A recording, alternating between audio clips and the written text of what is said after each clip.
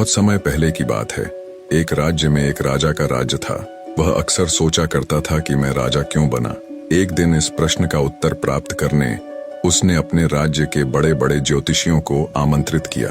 ज्योतिषियों के दरबार में उपस्थित होने पर राजा ने यह प्रश्न उनके सामने रखा, जिस समय मेरा जन्म हुआ ठीक उसी समय कई अन्य लोगों का भी जन्म हुआ होगा।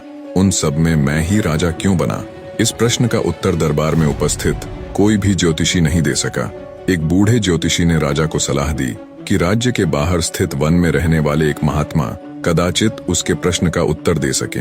राजा तुरंत उस महात्मा से मिलने वन की ओर निकल पड़ा। जब वह महात्मा के पास पहुंचा तो देखा कि वो अंगारे खा रहे हैं।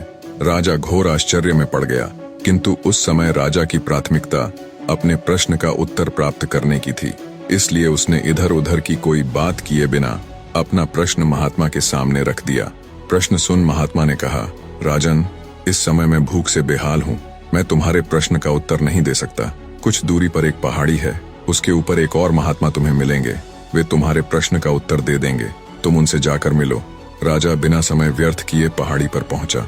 वहां भी उसके आश्चर्य की सीमा नहीं रही जब उसने देखा कि वहां वह महात्मा चिमटे से नोच नोच कर अपना ही मांस खा रहा है। राजा ने उनके समक्ष भी वही प्रश्न दोहराया। प्रश्न सुनकर महात्मा बोले, राजन, मैं तुम्हारे प्रश्न का उत्तर नहीं दे सकता।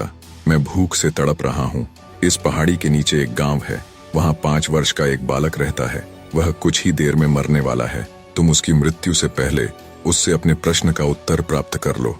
राजा गांव में जाकर उस बालक से मिला। वह बालक मरने की कगार पर था। राजा का प्रश्न सुन वह हंसने लगा। एक मरते हुए बालक को हंसता देख राजा चकित रह गया, किंतु वह शांति से अपने पूछे गए प्रश्न के उत्तर की प्रतीक्षा करने लगा। बालक बोला, राजन, पिछले जन्म में मैं, तुम और वो 2 महात्मा जिनसे तुम पहले मिल चुके हो, भाई थे। एक दिन हम सभी भाई भोजन कर रहे थे कि एक साधु हमारे पास आकर भोजन मांगने लगा। सबसे बड़े भाई ने उससे कहा, अगर अपना भोजन मैं तुम्हें दे दूंगा तो मैं क्या अंगारे खाऊंगा? साधु ने तथास्तु कहा और आगे बढ़ गए, और आज वह अंगारे खा रहा है। साधु जब दूसरे भाई के पास गए तो दूसरे भाई ने कहा कि मैं अपना भोजन तुम्हें दे दूंगा तो मैं क्या अपना मांस नोचकर खाऊंगा? साधु उसे भी तथास्तु बोल आगे बढ़ गए, और आज वह अपना ही मांस नोचकर खा रहा है। साधु ने जब मुझसे भोजन मांगा तो मैंने कहा कि अगर मैं तुम्हें अपना भोजन दे दूं तो क्या मैं भूखा मरूं?